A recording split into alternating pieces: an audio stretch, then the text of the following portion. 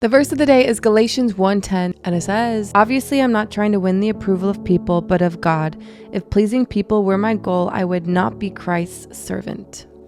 People pleasing.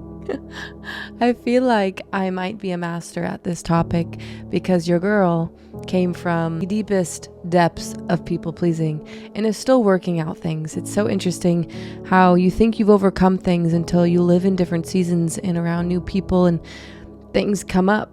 But the good news about facing those things is God knows you're ready to handle it now. Because when it comes to healing with Jesus and growing with him, he's kind enough to reveal parts of your heart that need dealing with one thing at a time. Because if he were to just give us a silver platter of everything that's wrong with us and everything we need to work through, it would crush us. We would be way too overwhelmed. We wouldn't know how to start, and it actually probably wouldn't lead us down a path of healing. And so when it comes to following Jesus, it's a journey, because the more you pursue him, the more you get refined, the more you start to look like him, the more you're aware of what parts need healing and wholeness. And so if I was a stage 12 people pleaser 10 years ago, today, let's say I'm a stage 3, and that is a win. A win is a win. And it's just to show how God takes you on this journey of refinement. I saw this video not too long ago where this new believer who got criticism about maybe not dressing right or doing the right things or whatever it may be, she was getting some sort of criticism.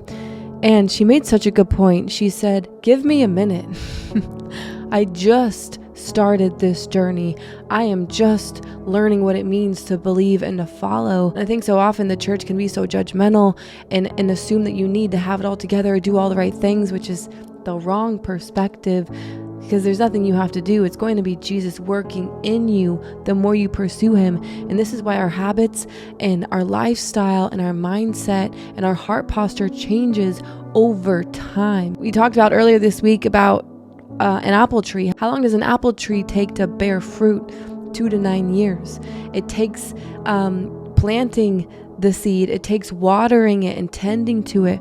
When it comes to becoming refined and looking more like Jesus, it takes tending to. It takes watering who we are with the Spirit of God, with Jesus, relationship with him. And the more we do that every day through reading his word and spending time with him and just surrounding ourselves with his Spirit, the more we're going to slowly walk in alignment with the timeline he has specifically scheduled for you and I to be refined and for you and I to look more like him. So to give a little preview on what's happening in the story, Paul is giving a message to the Galatian people who are starting to fall into the old way, living by the law, when Jesus already came, died, and rose again. And he's like, wait a second, what are we doing? This is the old way. That is not the gospel. You don't have to be accepted by works. You are accepted simply by your faith. And so he's making a point to say that me reminding you guys of the truth is not to people please. It's clearly not to people please, because me interjecting my face, aka Paul's face, is going to cause tension. Whenever you have to relay news or truth about something, when people are functioning in a certain way, that's tension, right? The good news about tension is it helps us pay attention to something that God is doing. And in this moment, Paul is communicating, which is causing tension and getting people to turn their eyes to truth, be reminded of really what it means to follow Jesus. And I love the revelation I got during this month where I read how Paul called out Peter. Paul called out Peter because Peter was eating with the Gentiles, and then his friends walked in and he stopped eating with the Gentiles because he was afraid of what they would think, because his friends are very much the people that would say the Gentiles need to be circumcised or do certain things for their salvation. So he was being a hypocrite in that moment, and Paul confronts Peter. And I just love that because it paints the people-pleasing narrative really well, because Peter was in the crew. Think about the OG 12. Think about a crew that's been rolling together for a while, the crew that was with Jesus. And this guy who used to persecute Christians calls out one of the OGs. That's a very scary thing to do. It's like calling out the VIP when you're just a beginner. But Paul had such a strong conviction because his story was so transformative. He had a revelation from Jesus. He had a moment where Jesus literally came down from heaven with a light and spoke to him, Paul, why are you persecuting me? And then he blinded him for 3 days and told him to go see a man who could heal him. And then he told him about the gospel, and then his life completely changed.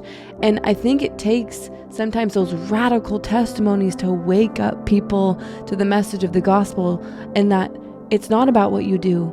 Paul was chosen by God even though he persecuted Christians.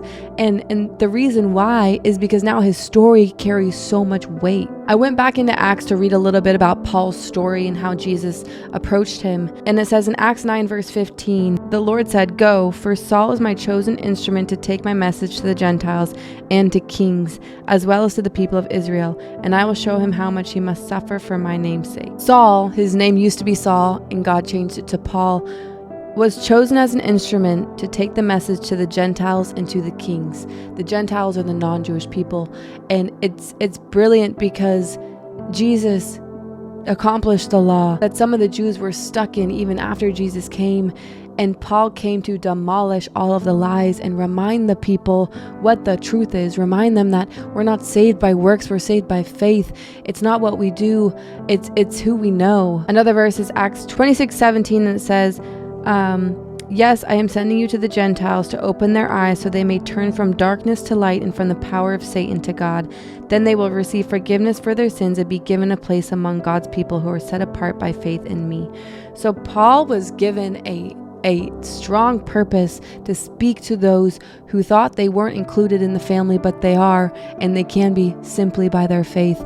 And this is why the book of Galatians is so powerful and why it speaks to us so clear today, because how often do we fall into performance? We fall into the performance-based love so often, and God is trying to say, you belong before you behave.